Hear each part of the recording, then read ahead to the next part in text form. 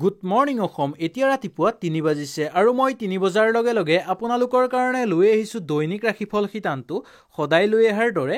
আজি নৱেম্বৰ মাহৰ ১৮ তাৰিখ সোমবাৰ। আজিৰ দিনটোৰ ৰাশিফল শিতানটো আমি আৰম্ভ কৰোঁ আহক। তাৰ লগে লগে জানি লওঁ আহক আজিৰ দিনটোৰ কিছু গুৰুত্বপূৰ্ণ কথা।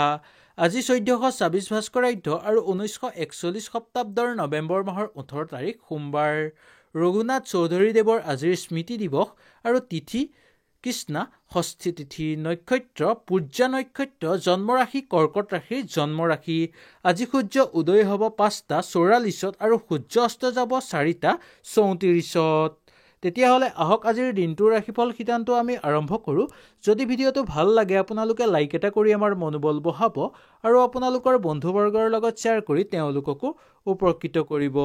তেতিয়াহ'লে আমি পোনপ্ৰথমেই মেঘ ৰাশিটোৰ পৰা আৰম্ভ কৰিছোঁ। মেঘ ৰাশিৰ বন্ধু বান্ধৱীসকলৰ বন্ধুৰ লগত আজি অযথা তৰ্ক বিতৰ্কত লিপ্ত হ'বলগীয়া হ'ব পাৰে। ব্যৱসায়িক বাণিজ্যৰ ক্ষেত্ৰত মধ্যম দেখিবলৈ পোৱা যায়। শৰীৰৰ প্ৰতি যত্ন লওক। প্ৰেমত জটিলতা দেখিবলৈ পোৱা যায়। পিতৃ মাতৃৰ স্বাস্থ্যৰ অৱনতি ঘটিব পাৰে।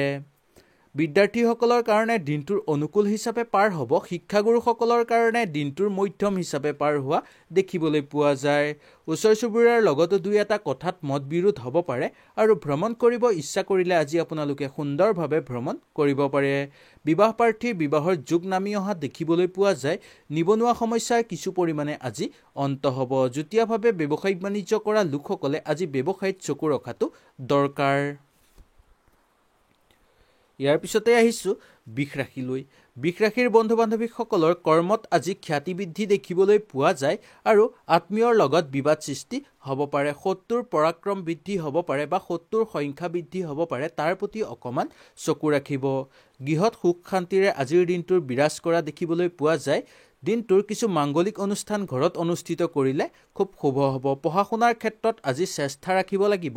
শিক্ষাগুৰুসকলৰ কাৰণে দিনটোৰ অনুকূল হিচাপে পাৰ হ'ব। নিবনুৱা সমস্যাৰ কিছু পৰিমাণে অন্ত হ'ব যদিও চেষ্টা ৰাখিব লাগিব। ঘৰত আলহীৰ আগমন দেখিবলৈ পোৱা যায় আৰু ঠিকা কৰা লোকসকলৰ কাৰণে দিনটোৰ অনুকূল হিচাপে পাৰ হোৱা দেখিবলৈ পোৱা যায়। ইয়াৰ পিছত আহিছোঁ মিথুন ৰাশিলৈ।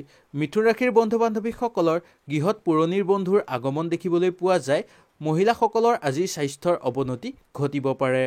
প্ৰেমত ভাল নহ'ব পাৰে আৰু খেল ধেমালি কৰা লোকসকলৰ বুকুৰ বিষ বা ভৰিৰ বিষ হ'ব পাৰে। বিদ্যাৰ্থীসকলৰ কাৰণে দিনটোৰ অনুকূল হিচাপে পাৰ হ'ব। শিক্ষাগুৰুসকলৰ কাৰণে দিনটোৰ মধ্যম হিচাপে পাৰ হোৱা দেখিবলৈ পোৱা যায়। মাটি বাৰী বা সা সম্পত্তি বেচা কিনাৰ ক্ষেত্ৰত আজি সামান্য বিবাদ সৃষ্টি হ'ব পাৰে আৰু নতুনকৈ কাম বিচাৰি থকা লোকসকলৰ কাৰণে আজি আশাৰ বতৰা দেখিবলৈ পোৱা যায়। পোহনীয়া জীৱ জন্তুৰ ঘৰত হানি হ'ব পাৰে। লগে লগে কাৰ্যকৰী পৰিকল্পনা আজি আপোনালোকৰ সিদ্ধি হ'ব।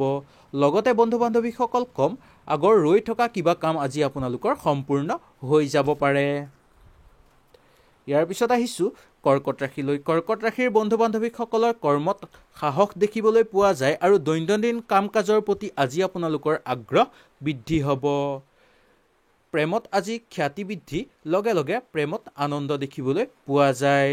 স্বাস্থ্যৰ প্ৰতি নজৰ ৰখাটো দৰকাৰ। সন্তানৰ বেয়া দেখিবলৈ পোৱা নাযায়। পঢ়া শুনাৰ ক্ষেত্ৰত আজি গুৰুত্ব দিব লাগিব। শিক্ষাগুৰুসকলৰ কাৰণে দিনটোৰ অনুকূল হিচাপে পাৰ হ'ব। নিবনুৱা সমস্যাই আজিৰ দিনটোৰ কিছু পৰিমাণে হতাশা কৰিব পাৰে আৰু পিতৃ মাতৃৰ স্বাস্থ্যৰ আগতকৈ উন্নতি দেখিবলৈ পোৱা যায়। বিবাহ প্ৰাৰ্থীৰ বিবাহৰ যোগ দেখিবলৈ পোৱা যায়। নতুবা ঘৰত কাৰোবাৰ বিবাহৰ কথা আজি আপোনালোকে আলোচনা কৰি চাব পাৰে। ইয়াৰ পিছত আহিছোঁ সিংহ ৰাশিলৈ। সিংহ ৰাশিৰ বন্ধু বান্ধৱীসকলৰ ব্যৱসায়িক বাণিজ্যৰ ক্ষেত্ৰত উন্নতি দেখিবলৈ পোৱা যায়। পত্নীৰ লগত দুই এটা কথাত বিবাদ সৃষ্টি হ'ব পাৰে। পুৰণি বন্ধুৰ লগ পাব পাৰে। পিতৃৰ স্বাস্থ্যৰ ভালে নাযাব পাৰে। তাৰ প্ৰতি অকণমান নজৰ ৰাখিব। সন্তানৰ প্ৰতি চকু ৰখাটো আজি আপোনালোকৰ কাৰণে দৰকাৰ। ওচৰ চুবুৰীয়াৰ লগত থাকোঁতে দিনটো আনন্দময়ভাৱে পাৰ হ'ব। খেল ধেমালি কৰা লোকসকলৰ আগ্ৰহ বাঢ়িব। ভ্ৰমণ কৰিব ইচ্ছা কৰিলে ভ্ৰমণ কৰিব পাৰে। ধৰ্মীয় অনুষ্ঠানত নিষ্ঠা দেখিবলৈ পোৱা যায়। কৰ্মক্ষেত্ৰত নতুন নতুন সমস্যায়ো আজি মাজে সময়ে দেখা দিব পাৰে। মনত দৃঢ়তা ৰাখিলে আজি যিকোনো কাম কৰি আপোনালোকে সম্পূৰ্ণ কৰিব পাৰিব। ইয়াৰ পিছতে আহিছোঁ কন্যা ৰাশিলৈ। কন্যা ৰাশিৰ বন্ধু বান্ধৱীসকলৰ সন্মান হানি দিন দেখিবলৈ পোৱা যায়। আজি আপোনালোকৰ চকুৰ ৰোগত ভুগিবলগীয়া হ'ব পাৰে। শৰীৰৰ প্ৰতি নজৰ ৰাখক। ব্যৱসায়িক বাণিজ্যৰ ক্ষেত্ৰত আজি খ্যাতি বৃদ্ধি দেখিবলৈ পোৱা যায়। বিদ্যাৰ্থীসকলৰ কাৰণে দিনটোৰ অনুকূল হিচাপে পাৰ হ'ব। শিক্ষাগুৰুসকলৰ কাৰণে দিনটোৰ সফল হিচাপে পাৰ হোৱা দেখিবলৈ পোৱা যায়। দাম্পত্য জীৱনত দুই এটা মতবিৰোধ হ'ব পাৰে আৰু আজি খৰচতকৈ আজি আপোনালোকৰ আৰ্থিক ক্ষেত্ৰত জমা বেছি হ'ব। চাকৰিয়ালসকলৰ ব্যস্ততা বাঢ়িব আৰু সামাজিক ক্ষেত্ৰত আজি আপোনালোকৰ খ্যাতি বৃদ্ধি হোৱা দেখিবলৈ পোৱা যায়।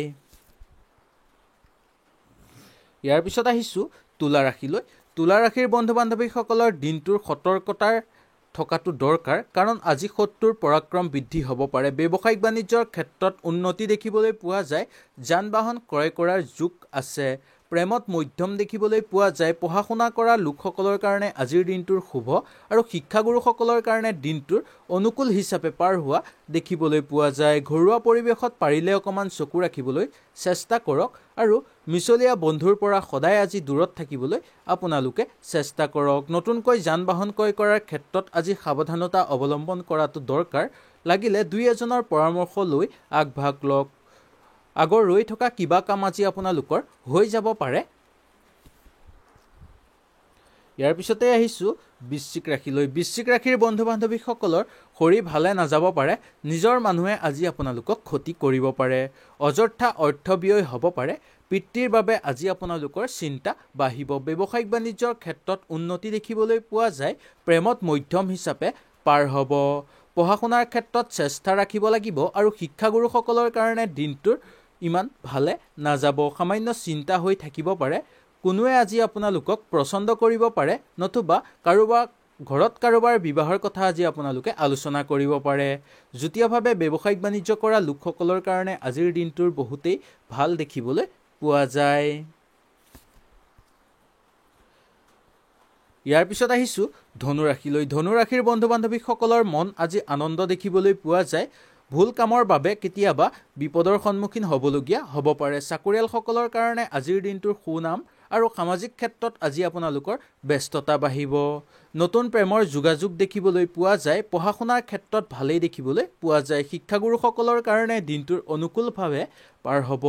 আনক সহায় কৰি আজি আপোনালোকে আনন্দিত হোৱা দেখিবলৈ পোৱা যায়। নতুনকৈ মাটি বাৰী ক্ৰয় কৰাৰ ক্ষেত্ৰত আজি যোগ দেখিবলৈ পোৱা যায়। খেল ধেমালি কৰা লোকসকলৰ আজি খ্যাতি বৃদ্ধি হ'ব আৰু ওচৰ চুবুৰীয়াৰ লগত থাকোঁতেও আজি আনন্দময়ভাৱে পাৰ কৰা দেখিবলৈ পোৱা যায়।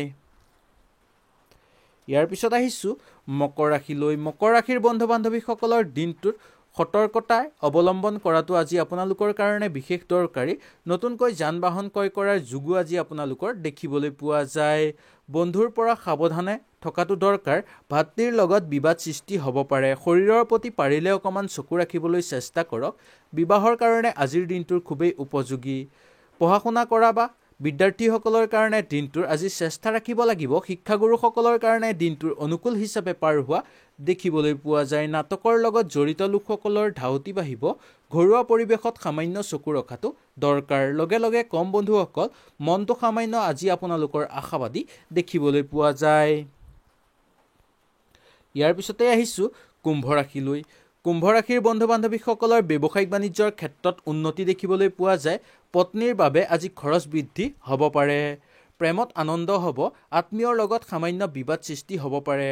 শিল্পী সাংস্কৃতিৰ লগত জড়িত লোকসকলৰ কাৰণে আজিৰ দিনটো শুভ দেখিবলৈ পোৱা যায়। পঢ়া শুনা কৰা লোকসকলৰ কাৰণে দিনটোৰ মধ্যম হিচাপে পাৰ হ'ব। শিক্ষাগুৰুসকলৰ স্বাস্থ্যৰ অৱনতি ঘটিব পাৰে। বিবাহ প্ৰাৰ্থীৰ বিবাহৰ যোগ নামি অহা দেখিবলৈ পোৱা যায়। মিছলীয়া বন্ধুৱে আজি আপোনাক বিপদত পেলাব পাৰে।